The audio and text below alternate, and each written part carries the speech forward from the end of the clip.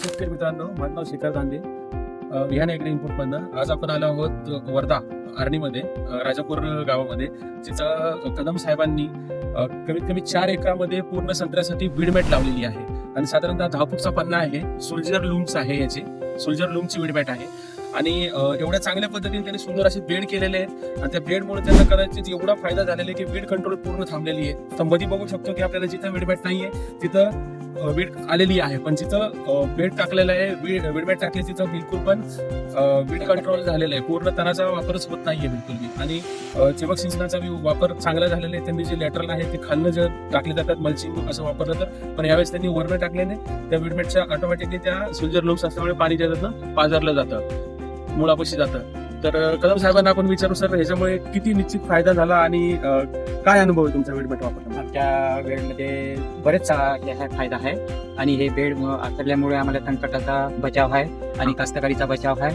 पैसा कमी लागतात आणि झाड व्यवस्थित राहतात आणि सगळ्या गोष्टीचा आम्हाला उपलब्ध आहे आणि त्याच्यामुळे आम्हाला फायदा आहे याच्यापासून. शेतकऱ्यांना तुम्ही संदेश देणार का की संत्र्यासाठी असेल, डाळिंबासाठी असेल, हे वीडमॅट वापरायला पाहिजे? वापरा, जरूर वापरा. हो, वापरायला पाहिजे आणि माहिती असल्यावर सगळ्या गोष्टी त्यांना घ्यायला पाहिजे. बरं. आणि याच्यापासून बराचसा फायदा आहे, म्हणजे खूपच फायदा आहे. तर हे तुम्ही विहान कंपनीचे वापरले, नागपूरमधून तुम्ही घेतलं होतं, तर सर ह्याच्यामुळे तुम्हाला निश्चित फायदा झाला.